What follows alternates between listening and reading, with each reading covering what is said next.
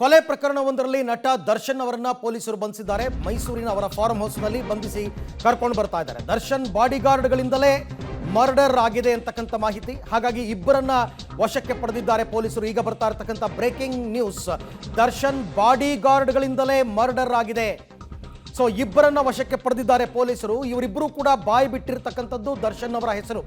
ಅವರ ಮೌಖಿಕ ಆದೇಶದ ಮೇರೆಗೆ ಈ ರೀತಿ ಕೊಲೆ ನಡೆದಿದೆ ಅಂತಕ್ಕಂಥದ್ದು. ಹಾಗಾಗಿ ದರ್ಶನ್ ಅವರನ್ನ ಮೈಸೂರಿನ ಕೆಂಪೈನೊಂಡಿ ಹತ್ರ ಇರತಕ್ಕಂಥ ಫಾರ್ಮ್ ಹೌಸ್ನಿಂದ ಅರೆಸ್ಟ್ ಮಾಡಿ ಕರ್ಕೊಂಡು ಬರ್ತಾ ಇದ್ದಾರೆ.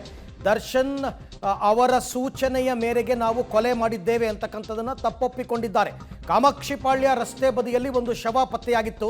ಆ ಕೊಲೆ ಮಾಡಿದವರು ಯಾರು ಅಂತಕ್ಕಂಥದ್ದನ್ನು ಬೆನ್ನಟ್ಟಿದಂತಹ ಸಂದರ್ಭದಲ್ಲಿ ದರ್ಶನ್ ಬಾಡಿಗಾರ್ಡ್ಗಳಿಂದಲೇ ಈ ಕೊಲೆಯಾಗಿದೆ ಅಂತ, ರೇಣುಕಾಸ್ವಾಮಿ ಅಂತ ಮೃತಪಟ್ಟಂತಹ ವ್ಯಕ್ತಿ ಮೂಲತಃ ಚಿತ್ರದುರ್ಗದ ವ್ಯಕ್ತಿ.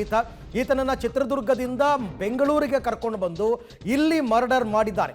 ಶನಿವಾರ ಫೋನ್ ಮಾಡಿ ರೇಣುಕಾಸ್ವಾಮಿ ಅವರನ್ನ ಕರೆಸಿದ್ದಾರೆ.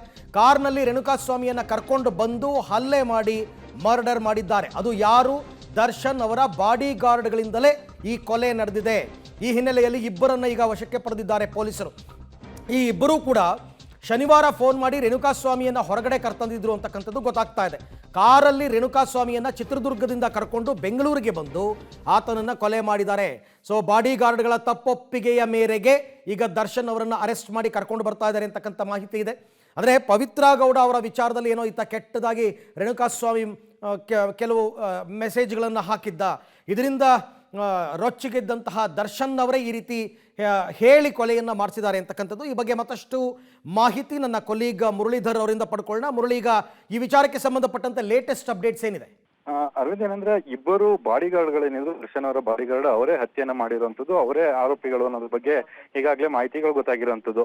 ನಿನ್ನೆ ಅಷ್ಟೇ ಅವರನ್ನ ಬಂಧನಕ್ಕೆ ಒಳಪಡಿಸಿ ಅವರ ಬಳಿಯಲ್ಲಿ ಒಂದಷ್ಟು ಟೆಕ್ನಿಕಲ್ ಎವಿಡೆನ್ಸ್ ಗಳಿರ್ಬೋದು, ಜೊತೆಗೆ ಬೇರೆ ಬೇರೆ ಮಾಹಿತಿಗಳೇನಿತ್ತು ಆ ಮಾಹಿತಿಗಳನ್ನ ಕಲೆ ಹಾಕುವಂತ ಪ್ರಯತ್ನಗಳನ್ನ ಪೊಲೀಸರು ಕೂಡ ಮಾಡಿದ್ರು. ಆ ಪೊಲೀಸರು ಮಾಡಿದ ಬಳಿಕ ಪವಿತ್ರ ಗೌಡ ಅವರ ವಿರುದ್ಧ ಅಶ್ಲೀಲವಾಗಿ ಮೆಸೇಜ್ ಗಳನ್ನ ಹಾಕಿದ್ದಂಥದ್ದು, ಜೊತೆಗೆ ಆತನಿಗೆ ವಾರ್ನ ಮಾಡಿ ಬುದ್ಧಿಯೋದನ್ನ ಹೇಳಿ ಅಂತ ಹೇಳಿ ಕಳಿಸಿದ್ರು ಅನ್ನೋದ್ರ ಬಗ್ಗೆ ಮಾಹಿತಿಗಳು ಸಿಗ್ತಾ ಇದೆ. ಜೊತೆಗೆ ಏನಾದ್ರು ಹೆಚ್ಚು ಕಡಿಮೆ ಮಾತಾಡಿದ್ರು ಕೂಡ ಅವನ ವಿರುದ್ಧ ಸರಿಯಾಗಿ ಪಾಠವನ್ನ ಕಲಿಸಿ ಅಂತ ಹೇಳಿದ್ರು ಅಂತ ಹೇಳಿ ಒಂದು ತಪ್ಪೊಪ್ಪಿಗೆಯನ್ನು ಕೂಡ ಮಾಡ್ಕೊಂಡಿರುವಂತದ್ದು.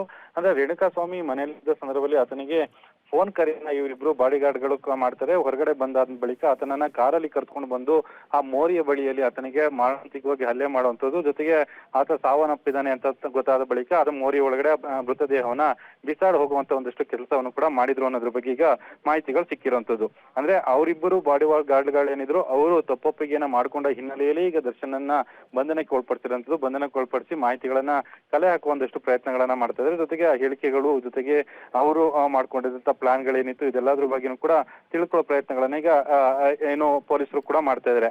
ಅಂದ್ರೆ ಶೂಟಿಂಗ್ ಸಂದರ್ಭದಲ್ಲಿ ಇವರು ಬಾಡಿಗಾರ್ಡ್ಗಳಿಗೆ ಹೇಳಿ ಕಳಿಸಿದ್ರು ಹತ್ಯೆಯನ್ನ ಮಾಡ್ಲಿಕ್ಕೆ ಅನ್ನೋದ್ರ ಬಗ್ಗೆ ಕೂಡ ಮಾಹಿತಿಗಳು ಸಿಗ್ತಾ ಇದಾವೆ. ಅದಕ್ಕೆ ಪೂರಕವಾದ ಸಾಕ್ಷ್ಯಗಳನ್ನ ಈಗ ಪೊಲೀಸರು ಕಲೆ ಹಾಕ್ತಾ ಇರುವಂತದ್ದು.